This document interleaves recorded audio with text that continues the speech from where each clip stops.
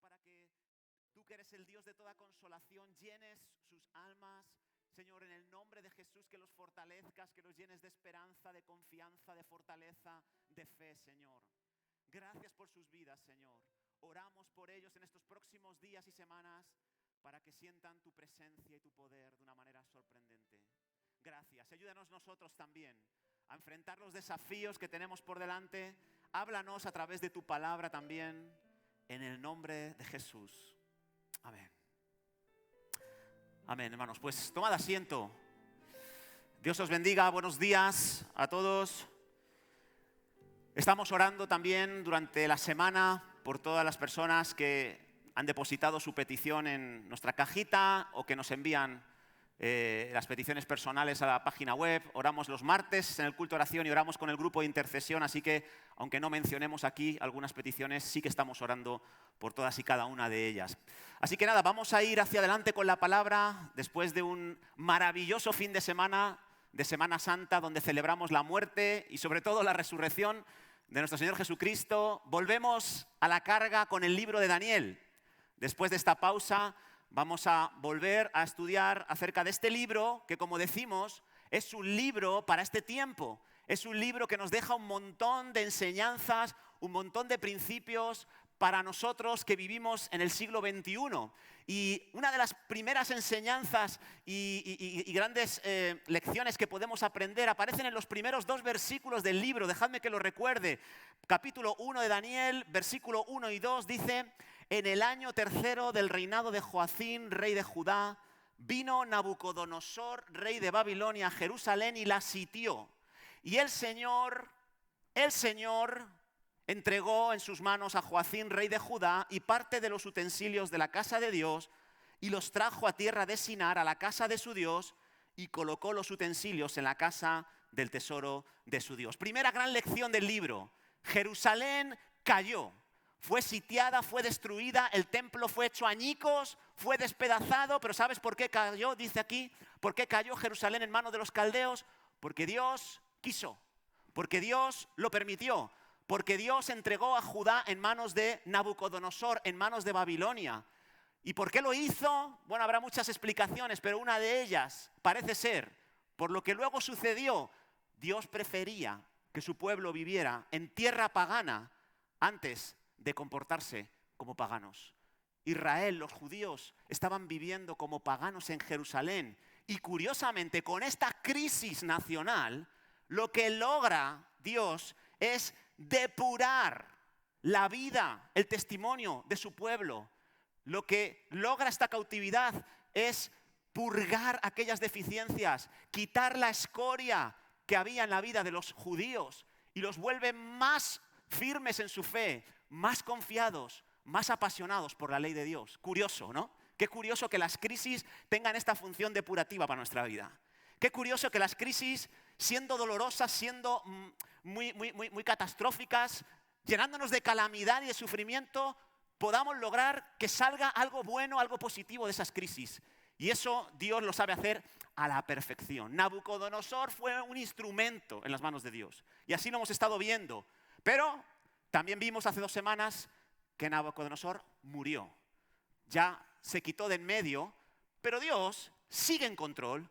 Dios sigue llevando a cabo sus planes. Y hoy, en el capítulo 5 de Daniel, vamos a ver la historia, más de la historia de esta cautividad, después de 30 años de la muerte de Nabucodonosor. Así que vamos a ver qué sucedía en este capítulo 5 y qué enseñanzas, qué lecciones nos puede aportar a nosotros. Déjame decirte que como Nabucodonosor ya no existía, ya no estaba vivo, no estaba como rey, ahora estaba Nabónido, su yerno, aquel que se había casado con la hija de Nabucodonosor. Y él era el principal mandamás de Babilonia en esta época, pero compartía el trono con su hijo, con Belsasar. Así que Belsasar era el corregente del imperio babilónico en este momento concreto de la historia en el que vamos a leer. Así que sin más, hermanos, vamos al capítulo 5 de Daniel y vamos a ir leyendo poco a poco los versículos y vamos a ir entresacando algunas cosas bastante interesantes. Comencemos con los primeros 4 versículos. Dice así: el rey Belsasar, que como digo era corregente del imperio, su padre Nabónido era el mandamás, hizo un gran banquete a 1000 de sus príncipes y en presencia de los 1000 bebía vino. Belsasar, con el gusto del vino, mandó que trajesen los vasos de oro y de plata que Nabucodonosor, su padre, había traído del templo de Jerusalén. Dejadme deciros algo aquí, como una especie de paréntesis. Cuando en esta historia habla de que Nabucodonosor era padre de Belsasar o que Belsasar era hijo de Nabucodonosor, en realidad es un término que habla de pariente, descendiente. Belsasar no era hijo de Nabucodonosor, era nieto, ¿vale? Lo digo porque hay gente que al querer atacar la confiabilidad de la Biblia ve aquí un error histórico, pero es interesante ver que en el original el término no es ni padre ni hijo, sino es descendiente, pariente, ¿vale? Cierro paréntesis. Dice, habían traído del templo de Jerusalén para que bebiesen en ellos el rey, sus grandes, sus mujeres y sus concubinas. Entonces, versículo 3, fueron traídos los vasos de oro que habían traído del templo de la casa de Dios, que estaban en Jerusalén, y bebieron en ellos el rey y sus príncipes, sus mujeres y sus concubinas. Bebieron vino y alabaron a los dioses de oro, de plata, de bronce, de hierro, de madera y de piedra. Así que comienza el capítulo 5 mostrándonos un banquete, una fiesta colosal, increíble, que lleva a cabo Belsasar. Y es una fiesta con unas características muy concretas y me gustaría que prestáramos atención a las características de esta fiesta que son bastante interesantes. En primer lugar, yo le llamo que es la fiesta del orgullo. Es una fiesta para sacar músculo, para hacer un exhibicionismo de la grandeza de Babilonia. Es una fiesta en la que se han invitado a 1000 de los príncipes, 1000 de los dirigentes que están repartidos por todo el imperio babilónico. Si recordáis, era bastante extenso el imperio en aquella época. Y Belsasar convoca a estos 1000 dirigentes, estos 1000 gobernantes de los diferentes puntos del imperio babilónico para hacer una fiesta, como digo, de demostración de poderío, de demostración de poder, de orgullo nacional, similar a estas fiestas del Día de las Fuerzas Armadas, en los que los países hacen una procesión sacando a la calle todo su arsenal armamentístico, sus tanques de guerra, sus aviones, y los exhiben para decir, mirad qué fuertes somos. Algunos países incluso sacan sus misiles para decir, oye, cuidadito conmigo, que estoy a este nivel. Así que piénsatelo 2 veces. Y eso era un poco la característica principal de esta fiesta.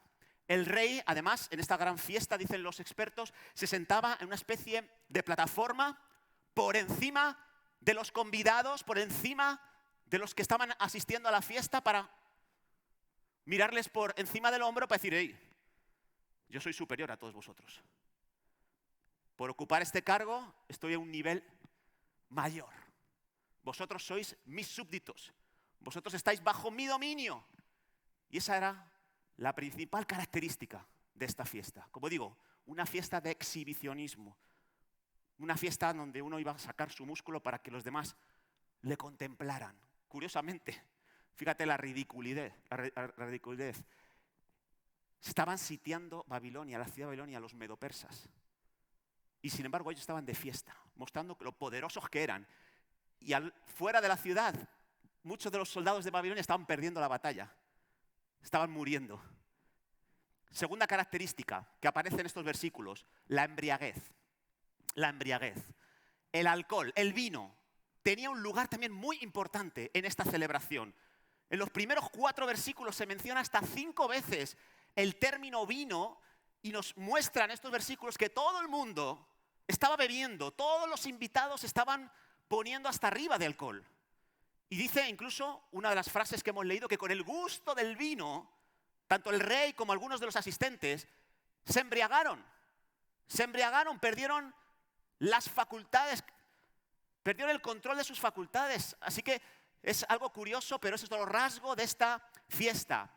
Había grandes cantidades de alcohol y curiosamente el alcoholismo, aunque no lo parezca, es un síntoma de debilidad. Así que es una contradicción. Por una parte están mostrando lo fuertes que son, lo poderosos que son y lo orgullosos que se sienten de ser tan grandes y de estar colocados en el lugar, pero por otra parte se embriagan y, como digo, el alcoholismo es un síntoma de debilidad emocional. ¿Sabes por qué la gente se suele embriagar?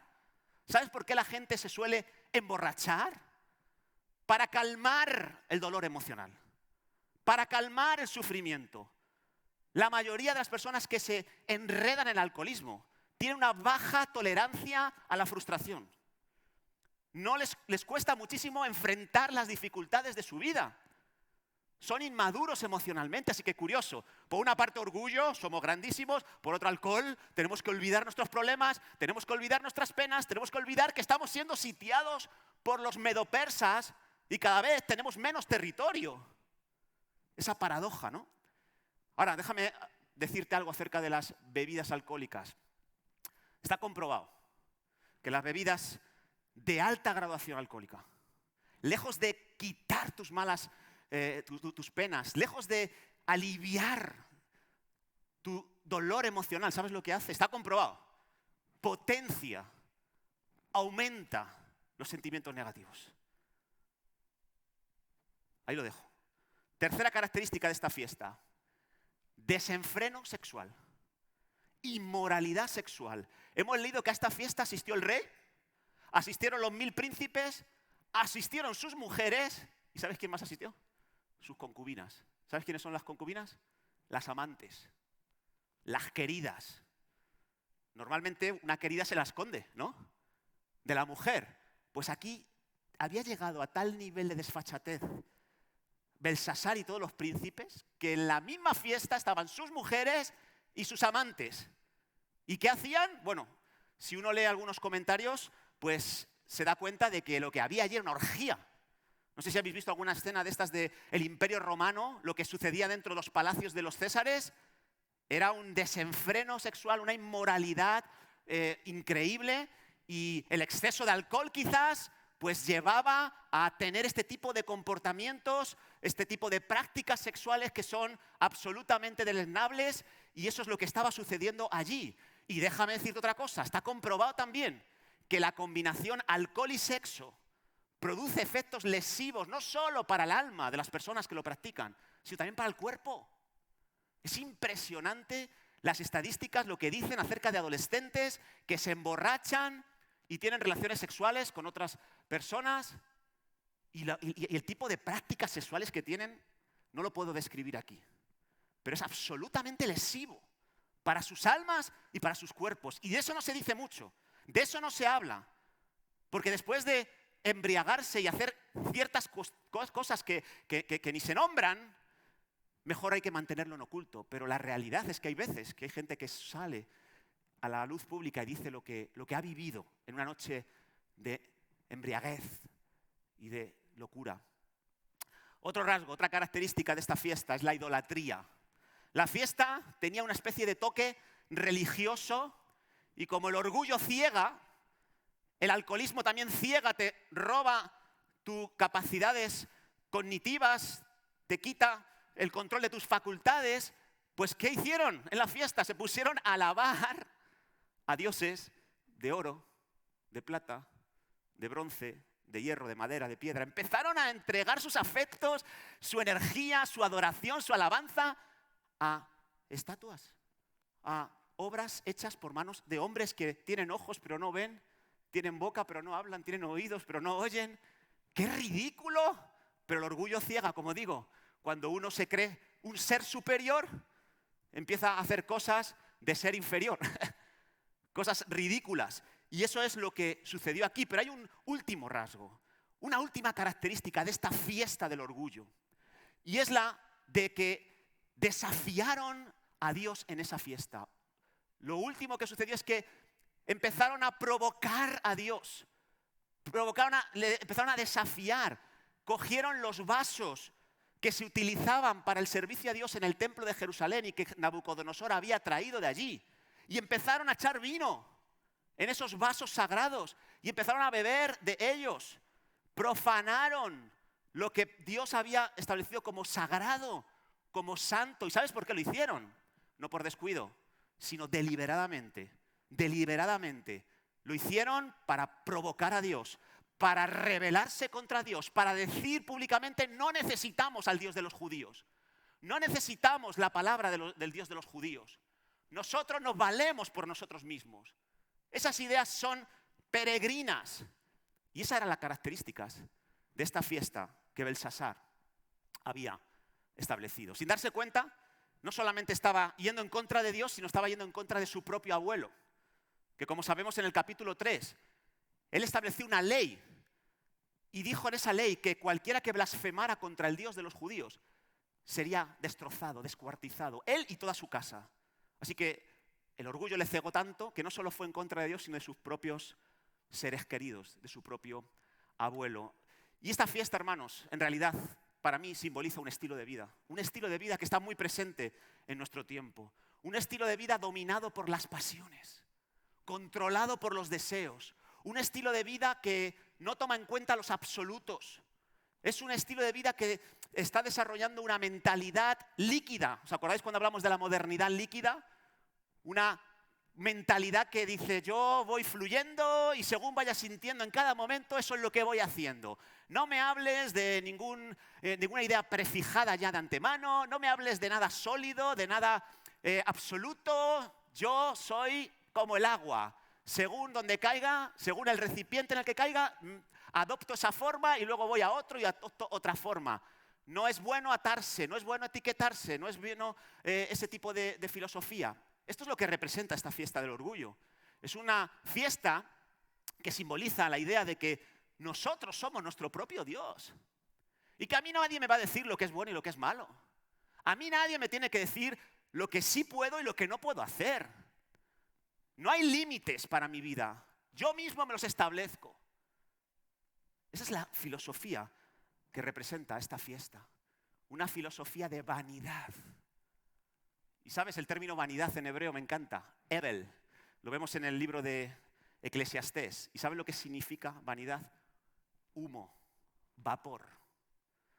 Y las personas que simbolizan esta fiesta del orgullo que estableció Belsasar persiguen el humo. Su vida está corriendo detrás de vapor. Cosas que se evaporan, cosas que no pueden retener. Y después de mucho esfuerzo se dan cuenta de que no hay absolutamente nada entre sus manos. Era humo todo, era vapor. Han quedado vacíos. Qué pena. Cuando vives este estilo de vida hay consecuencias. Y hubo consecuencias para Belsasar, los 1000 príncipes, las mujeres, las concubinas y todos los que participaron de esta fiesta, de este estilo de vida. Vamos a verlo en el versículo 5. Versículo 5 al 9. En aquella misma hora, aparecieron los dedos de una mano de hombre que escribía delante del candelabro sobre lo encalado de la pared del palacio real. Y el rey veía la mano que escribía. Y entonces el rey palideció. Sus pensamientos lo turbaron, se debilitaron sus lomos y sus rodillas daban la una contra la otra. ¿Vale? Para los que les cueste ver la imagen. El rey gritó en alta voz para que hiciesen venir magos, caldeos, adivinos, y dijo el rey a los sabios de Babilonia: cualquiera que lea esta escritura y me muestre su interpretación será vestido de púrpura, un collar de oro llevará en su cuello y será el tercer señor en el reino. Entonces fueron introducidos todos los sabios del rey, pero no pudieron leer la escritura ni mostrar al rey su interpretación. Entonces el rey Belsasar se turbó sobremanera, palideció y sus príncipes estaban perplejos diciendo: bueno, ¿este hombre qué le pasa? Así que en aquella misma hora en la que se estaba haciendo esta fiesta, este banquete, aparecen los dedos de una mano y con un dedo empiezan a escribir un texto, luego hablaremos acerca de él. Y es curioso, pero todos sabemos que esa mano fue enviada por Dios y ese dedo era el dedo de Dios escribiendo en esa pared. Y me parece llamativo que ese Dios del que ellos se burlaban contesta por un simple dedito. Y fíjate la reacción que causa, el temor, el pánico, el pavor que pasa. O sea, fíjate el dedito de Dios, la reacción que trae al lugar de la fiesta. El rey fue el único en ver esa mano y dice que palideció, se turbó, tembló, gritó en voz alta. Dice que sobremanera palideció, estaba blanco, estaba realmente angustiado. Y esa es una de las consecuencias de este estilo de vida. Tus emociones se trastornan. Toda una serie de emociones negativas empiezan a aflorar en ti y te controlan, te dañan y acabas trastornado. No es gratuito este estilo de vida. No lo fue para Belsasar, no lo es para nadie que decida vivirlo el día de hoy. No es gratuito. No queda en el olvido y ya está. Hay consecuencias para todo lo que hacemos. Hay consecuencias para cada decisión que tomamos. Cada idea que tú abrazas, cada principio que tú decides seguir, tiene consecuencias para tu vida. Y en primer lugar, tu alma es el que sufre el gran impacto. Tus emociones se ven trastocadas. Y vemos como Belsasar ya no era ese atrevido y blasfemo borracho, y ahora es un hombre que temblaba.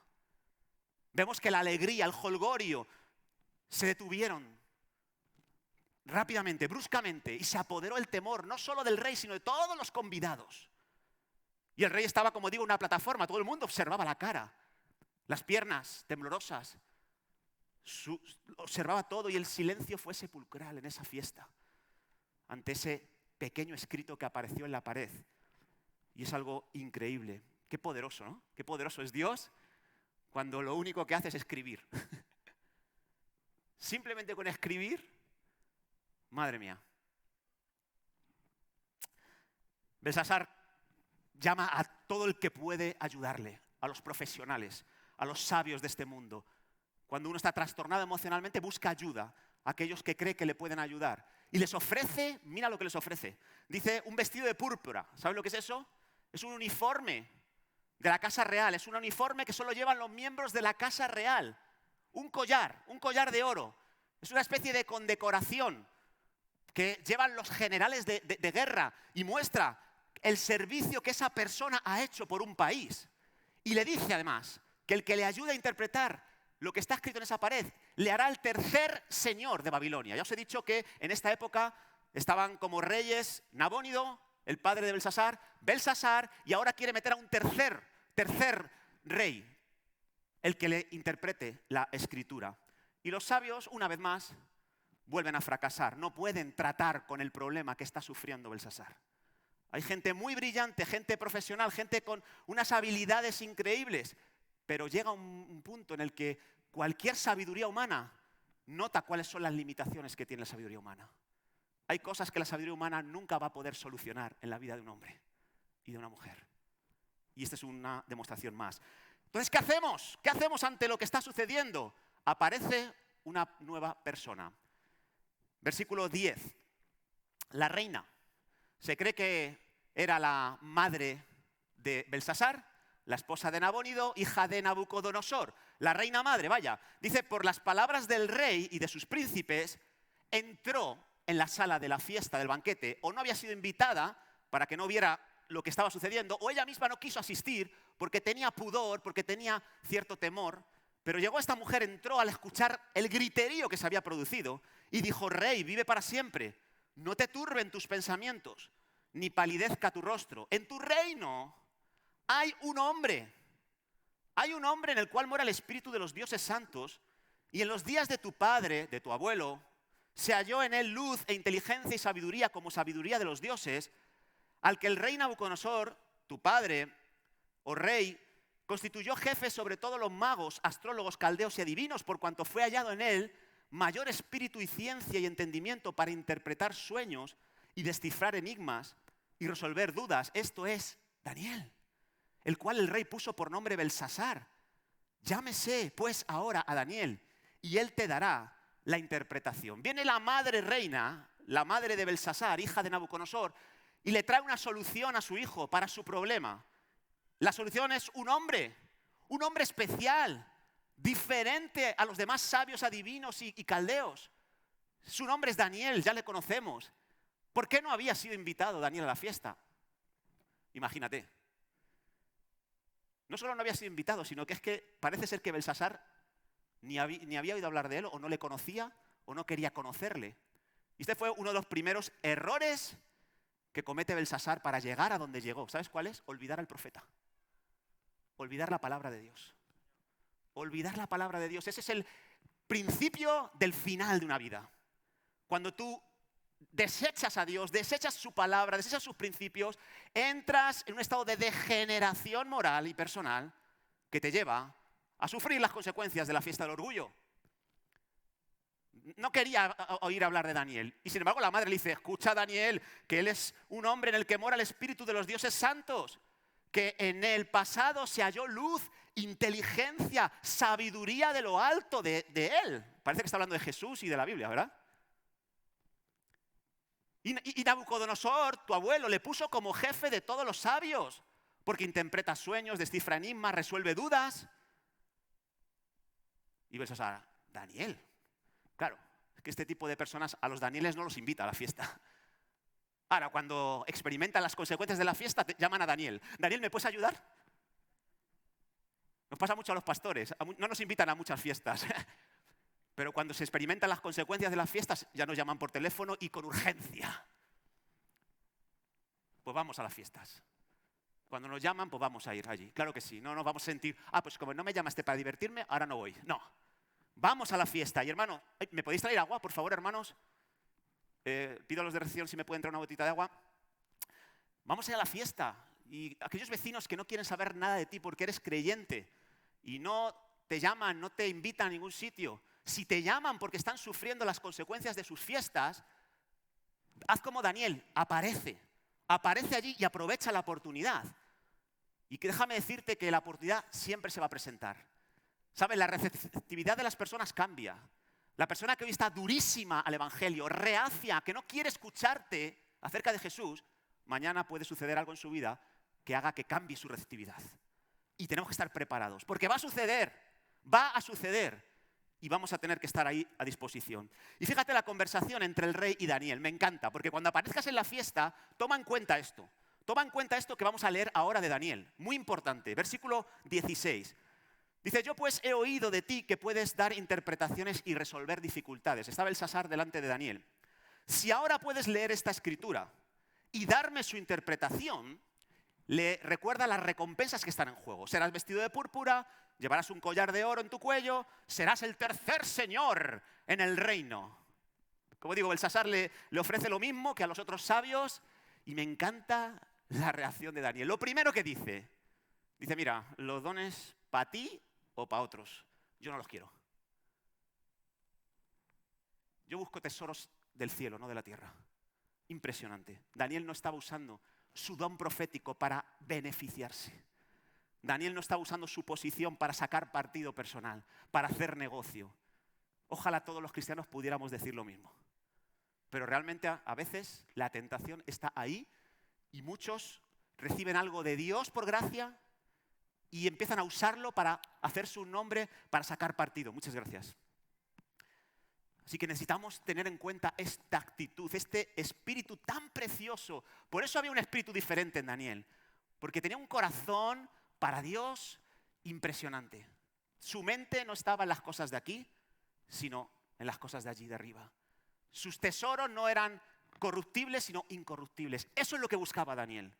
Y por eso era un hombre realmente de gran reputación. Versículo 17. Entonces Daniel respondió, tus dones sean para ti, da tus recompensas a otros. Yo te voy a leer la escritura gratis y te voy a dar la interpretación. Así que una vez más, no está por el interés y no está hipnotizado por los ofrecimientos del rey. Y lo primero que le dice Daniel, algo también muy interesante a Belsasar, antes de darle la interpretación, fijaros, versículo 18 al 21, le va a recordar una vez más algo que había olvidado Belsasar. Porque Belsasar no solamente había olvidado a Dios y a su palabra, no solamente había olvidado al profeta de Dios, sino que también había olvidado otra cosa. Fijaros, el Altísimo Dios, oh rey, dio a Nabucodonosor, tu padre, el reino y la grandeza, la gloria, la majestad. Y por la grandeza que le dio, todos los pueblos, naciones y lenguas temblaban y temían delante de él. Está recordando la historia más reciente de Babilonia, la historia de sus parientes. Dios le dio a Nabucodonosor todo este esplendor, toda esta gloria. ¿Qué haces haciendo una fiesta del orgullo como esta si tú no has hecho nada para conseguir lo que estás ahí, de lo que te estás jactando? Ni siquiera tu abuelo lo consiguió, fue Dios el que se lo entregó.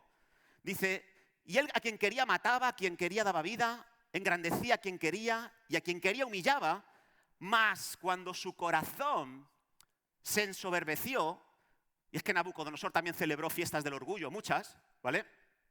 Y su espíritu se endureció en su orgullo, fue depuesto del trono de su reino y despojado de su gloria. Así que cuando él se confundió y creyó que lo que tenía era por él, Dios le tuvo que tratar.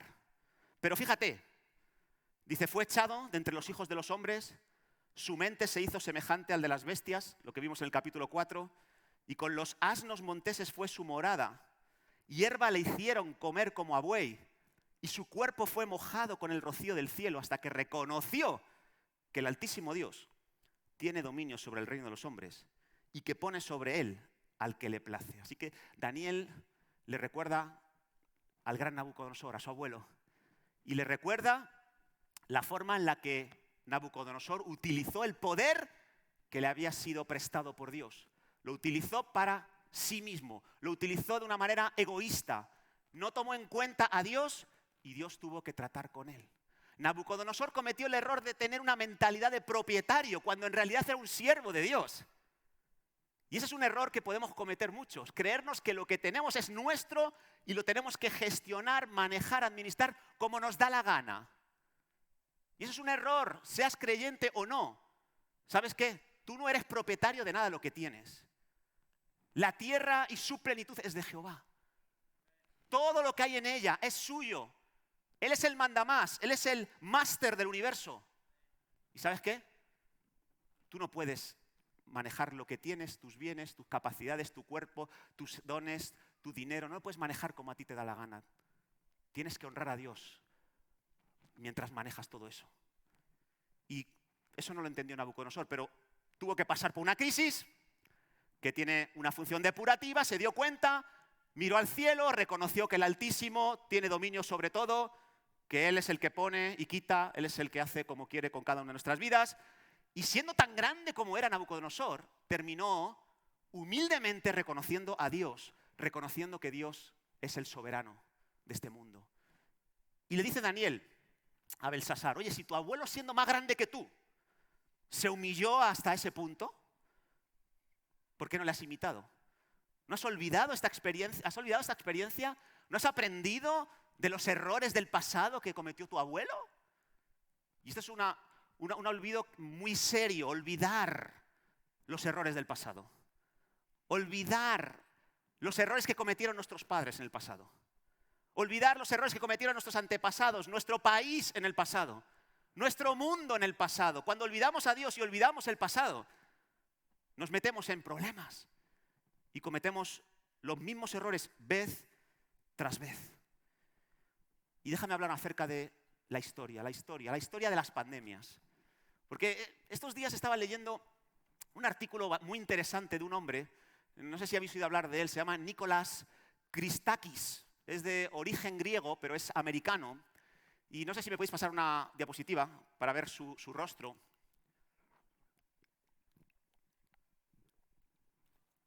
Bueno, este hombre, como digo, es una mente brillante. Es un sociólogo, es médico, es investigador, es profesor de la Universidad de Yale.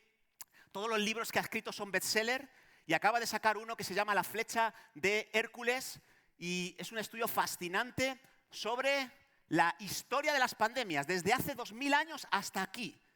Y la verdad que es impresionante porque el libro intenta mostrarnos cuál es el impacto profundo que dejan las pandemias en la vida de los individuos y de las sociedades. Y hay cosas muy interesantes que yo he extraído. Dice así, una de las frases que él dice, las pandemias no son nuevas para nuestra especie. Son solo nuevas para nosotros, los que la estamos experimentando. Pensamos que es loco, que es descabellado vivir en estos tiempos de pandemia, pero no lo es, dice él. Cada cierta cantidad de siglos surge una pandemia y tenemos que enfrentarla de forma madura. Entonces le preguntan, la persona que le está entrevistando a Nicholas Christakis, le dice, oye, ¿cuáles son los patrones que tú has detectado que se repiten en cada una de las pandemias de los últimos 2000 años? ¿Cuáles son patrones? ¿Hay patrones recurrentes? Y él dice, sí. Y menciona los siguientes. Mira, dice, en primer lugar, siempre, en todas las pandemias, dame una diapositiva, por favor. Siempre hay muchas muertes. Hay muchas muertes de sanitarios en todas las épocas, no solo en esta época.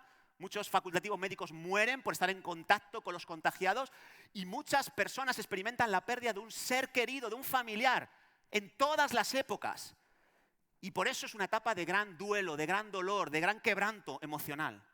Segunda característica de todas las pandemias que él ha estudiado en los últimos 2000 años, hay una fractura en las relaciones. Las relaciones se ven perjudicadas, no solo por los confinamientos a los que en todas las épocas se ven obligadas las personas que viven una pandemia, se tienen que someter, sino también porque en todas las épocas, y esto me llamó la atención, siempre se buscan culpables de las pandemias. Hablaba de las guerras médicas, las guerras de los griegos. Dice que en aquellas épocas se experimentó una pandemia terrible y culparon a los espartanos de esa pandemia. En la Edad Media, la peste bubónica, acusaron a los judíos de haber creado esa pandemia. Y así, en cada una de las pandemias que él ha estudiado, siempre se buscan culpables y se produce una fractura social. Se produce lo que se llama el tema de la polarización de una sociedad. Se van unos a un extremo y otros a otros y se ven perjudicadas seriamente las relaciones, no solo a nivel familiar porque no tenemos tanto contacto con nuestros amigos y familiares, sino también dentro de las sociedades los radicalismos crecen. No solo en esta época, sino mirando la historia, errores que se cometen, culpar a otros, la teoría de la conspiración, soltar un montón de falsas noticias. Es algo muy, muy interesante. Otra de las características que se repiten en todas y cada una de las pandemias estudiadas por este hombre, quiebra económica. Lógicamente, en todas se tiene que destruir empleo, hay una disminución del gasto, aumenta el ahorro, por miedo la gente no consume, esto afecta a las economías de los países, no hay inversión, no se asumen riesgos, aumentan las prestaciones sociales, las ayudas que hay que dar a los más desfavorecidos y eso causa un impacto, una quiebra económica en los países que sufren la pandemia. Y por último, entre otras cosas que dijo, también otro de los rasgos de las pandemias es que aumenta la inquietud religiosa, la inquietud espiritual. Las personas tocan fondo y son conscientes más que nunca del vacío existencial que están sufriendo. Se dan cuenta que han perseguido vanidad, han perseguido el Ebel, el humo, el vapor.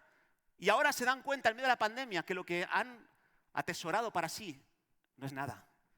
Se sienten vacíos, sienten que su vida no tiene sentido, que a lo que habían apostado vivir realmente no les ha dado ningún rendimiento. La gente se vuelve más religiosa, empiezan a buscar conectar con Dios, vuelven a los orígenes, a mirar al cielo, a reconocer que solo Dios nos puede sacar de esto.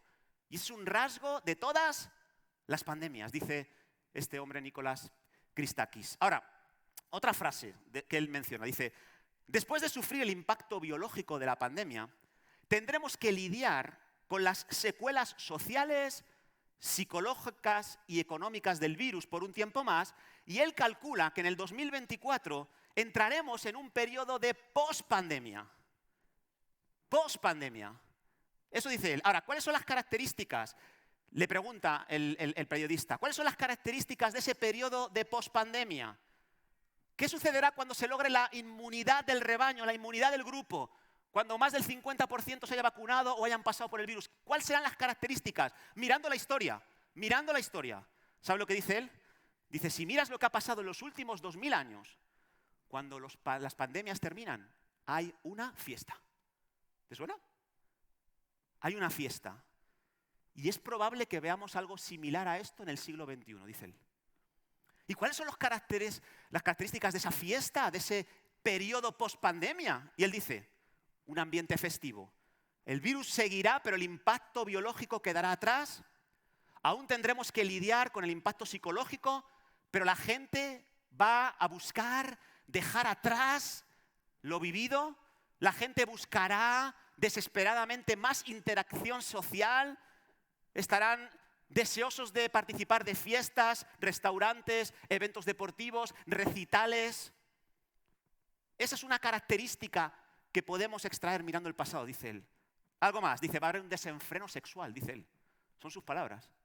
Desenfreno sexual. Los vacíos emocionales que deja la pandemia, dice, van a generar la necesidad de ser llenados de cualquier manera. Y se buscará llenar esos vacíos a través de otras personas, del contacto emocional y el contacto físico. Será como cuando has estado mucho tiempo sin comer y de pronto ves mucha comida y te la quieres comer toda. Y te empachas, te dañas el estómago. Desenfreno sexual en la época post-pandemia. Derroche económico también, dice. Después de las restricciones, de la austeridad, de no poder salir, de no poder gastar, va a haber mayor tolerancia al riesgo, se gastará el dinero que no se pudo gastar, habrá que llenar de buenas sensaciones nuestra vida y la gente va a derrochar económicamente. Y por último rasgo que menciona, indiferencia religiosa. Todo ese fervor espiritual, religioso, toda esa búsqueda que la gente emprendió en época de pandemia, en la época de pospandemia, dará la espalda a todo eso. Dice él, se dará la espalda y se buscará la desconexión con Dios, la desconexión con su verdad. Se buscará desafiar realmente lo establecido por él. Belsasar olvidó la palabra, pero no solamente olvidó la palabra, olvidó también la historia. Y si nosotros seguimos esos pasos, pues también experimentaremos consecuencias dolorosas. Pero también olvidó otra cosa, Belsasar, y con esto termino. Olvidó una tercera cosa, Belsasar, y fue una de las causas de su ruina. Lo vemos en el versículo 25 al 28. El mensaje que Dios le transmitió es una lección que no podemos olvidar. Dice así, la escritura que trazó ese dedo, el dedo de Dios, es Mene Mene Tekel Uparsin. Y esta es la interpretación del asunto, le dice Daniel. Mene, contó Dios tu reino y le ha puesto fin. Tekel, pesado has sido en balanza y fuiste hallado falto. Peres, tu reino ha sido roto y dado a los medos y a los persas. ¿Qué olvidó Belsasar, aparte de la palabra de Dios y de la historia más reciente de su país y de sus padres? Olvidó que Dios nos va a pedir cuentas en algún momento. Mene, mene, tekel, uparsin. 3 palabras, 3 conceptos. El primero, mene, Dios te llama a cuentas en algún momento. En algún momento va a pedir, dice, ven a cuentas. Así como un dirigente político llama a un embajador de un país a cuentas para que le rinda cuentas, para que le diga cómo está representando al país en ese lugar en el que vive. Así Dios en algún momento va a venir y nos va a pedir cuentas. ¿Qué hemos hecho con lo que Él nos ha dado? ¿Qué hemos hecho con la salud que nos dio? ¿Qué hemos hecho con las posesiones y los bienes que Él nos dio? ¿Qué hemos hecho con la mujer, el marido que Él nos dio? ¿Qué hemos hecho con los hijos que Él nos dio? ¿Qué hemos hecho con la carrera que nos dio? ¿Con las oportunidades que Él nos dio? ¿Qué hemos hecho? Mene, mene, vas a ser contado por Dios. Vas a ser llamado a cuentas por Dios. Y después dice tekel, vas a ser pesado. Es una imagen como la de los púgiles de boxeo, que antes de un combate tienen que pasar por el pesaje. Tienen que ver si tienen el peso que requiere la categoría en la que ellos están peleando. Algunos no pasan el corte. Algunos están con sobrepeso o tienen menos peso. Entonces no pueden participar en la pelea. Dios te llama a cuentas, nos va a llamar a todos y cada uno de nosotros y nos va a pesar. Va a ver si realmente nuestra vida tiene peso. Si nuestra vida está llena de cosas que valen la pena, que son trascendentales, o está vacía. Dios llamó a Belsasar a cuentas, le pesó y dice, pesado has sido en balanza y has sido hallado falto. Estás vacío, tienes una vida vacía. Eres como una bolsa de pipas llena de aire, que cuando la abres no hay nada para comerse. Tu vida está vacía, no tiene sentido. ¿Qué has hecho con las oportunidades que yo te había dado? Has sido pesado. ¿Y sabes qué? Aunque tú te creas exitoso, aunque tú creas que has empleado bien tu vida es un fracaso, le dice Dios a Belsasar, a través de esa escritura en la pared. ¿Y qué haces con algo que no cumple con su propósito? ¿Qué haces con algo que no funciona, que no sirve? ¿Qué haces? Uparsin. O como dice el texto, la raíz de esa palabra, peres. Lo desechas. Cortado ha sido. Roto, separado, no me sirves, fuera. Vengo a ti y ¿qué me das? Nada, estás vacío, tu vida no sirve para nada. fuera, cortado, desechado. Pérez. Belsasar le había llegado su hora. Y Dios dice, a ver, ¿para dónde vas a ir? ¿Qué has hecho con tu vida? No has hecho nada de valor. Fuera. Muy triste.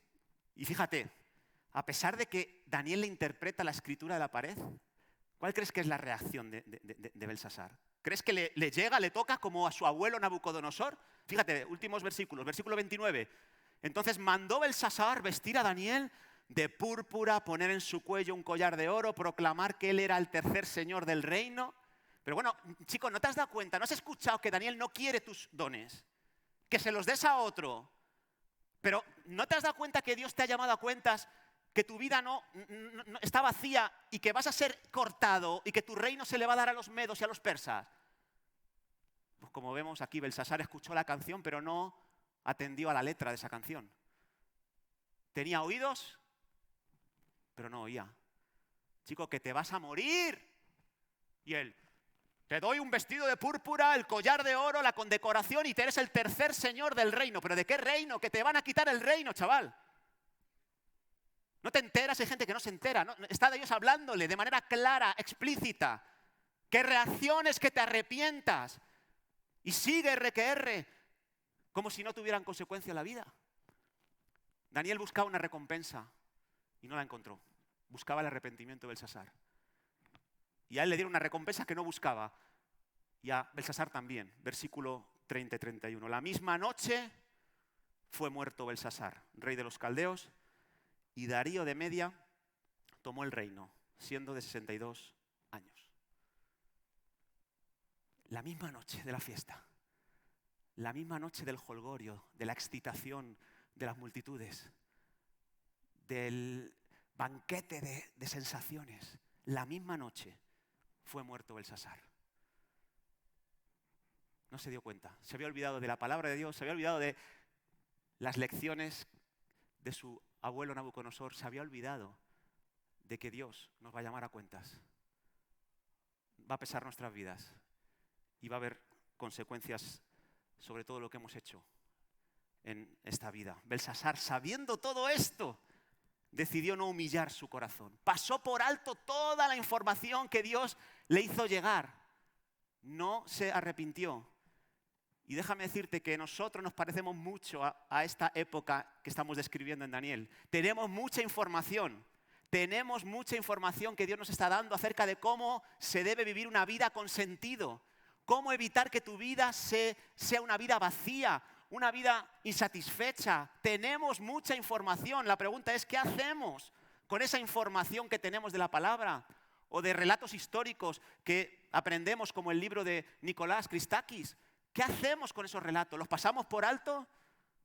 Pues tenemos que saber lo siguiente, que Dios nos va a llamar a cuentas en algún momento y no estoy intentando transmitir temor, estoy intentando predicar lo que la palabra nos enseña aquí en esta hora. Mi deseo no es traer temor a tu vida, ni controlarte a través del miedo, no es mi deseo. Mi deseo es proclamar lo que dice la Biblia y ya está.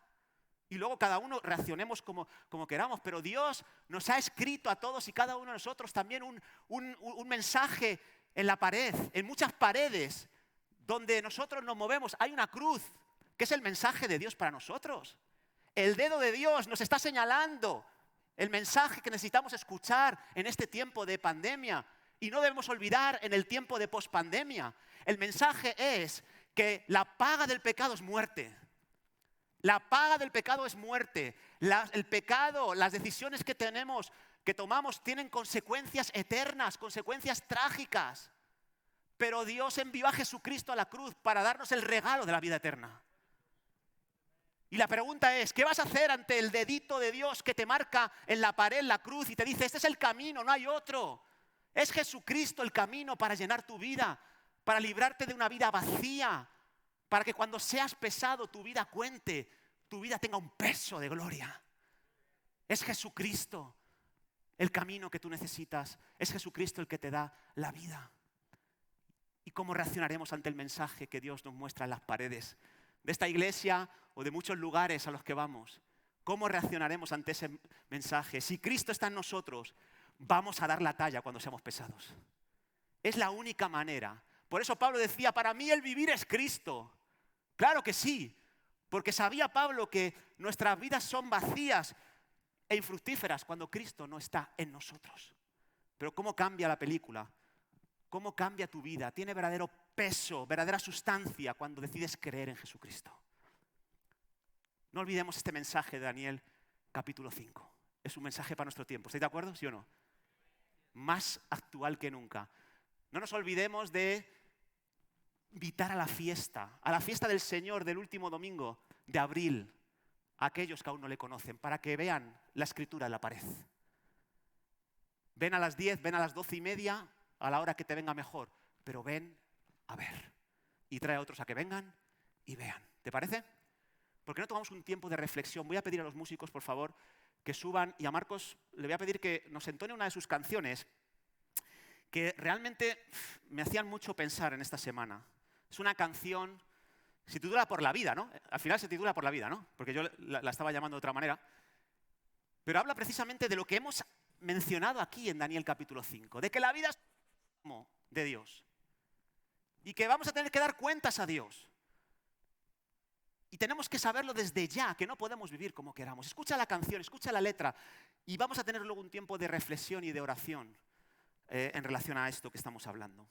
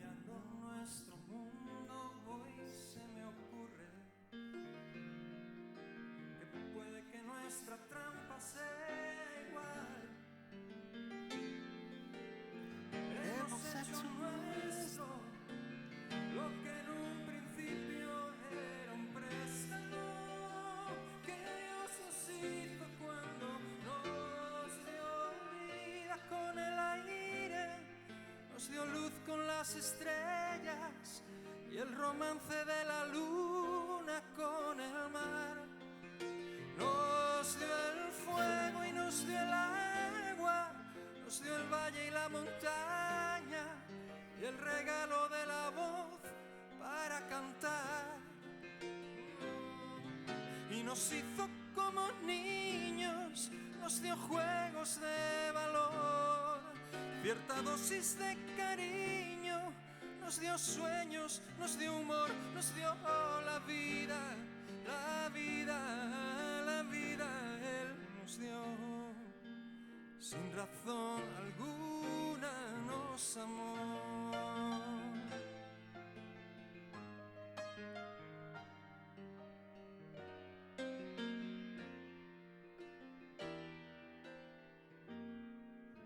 Y es tiempo de empezar por el principio, mirar al cielo y volver a comenzar. Es hora de entender que nada es nuestro, que todo lo tendremos que entregar, que solamente en Dios está la vida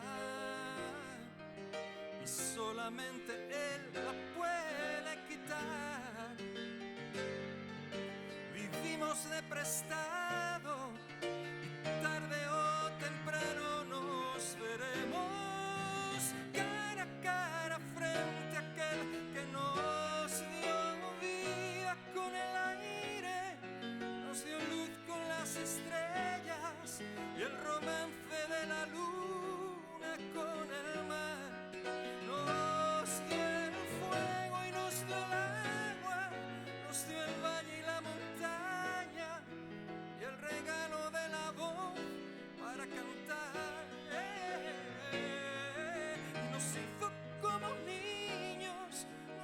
juegos de valor.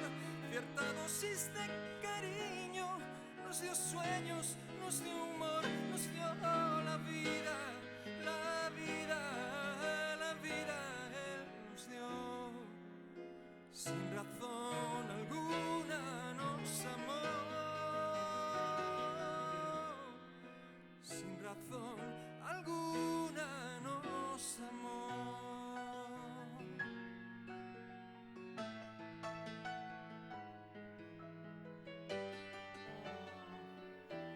Aleluya, Señor. ¿Por qué no nos ponemos en pie, hermanos? Y seguimos reflexionando. Vamos a ponernos en pie unos instantes. Es tiempo de comenzar por el principio, decía Marcos en su canción. Es tiempo de entender que nada es nuestro y que todo lo tendremos que entregar. Es tiempo de entender el mensaje de la cruz que está siendo transmitido en numerosas paredes de nuestras ciudades y países. El mensaje de que en Cristo podremos ser completos. En Cristo seremos pesados y daremos la talla cuando nos enfrentemos cara a cara con Dios. En Cristo podremos manejar la vida de una manera que no provoque trastorno a nosotros ni a las personas que nos rodean.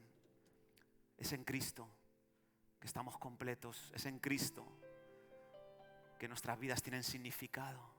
Y yo no sé si aquí en estos momentos hay alguien que nunca antes ha decidido responder a este mensaje, al mensaje de Cristo como Salvador, como guía de sus almas.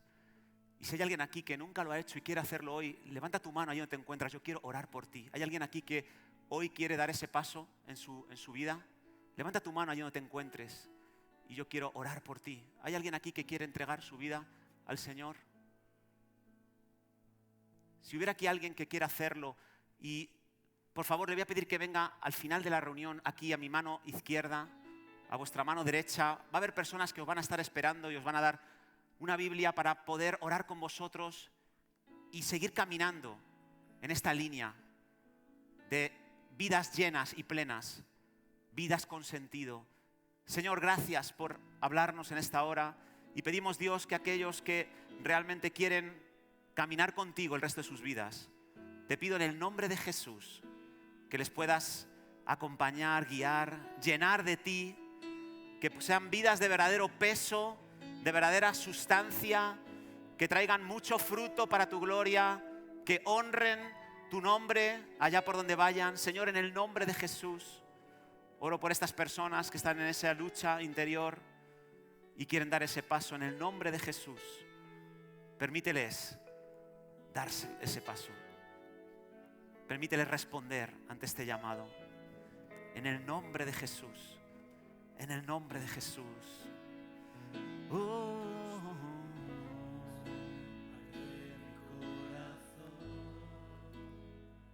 A tu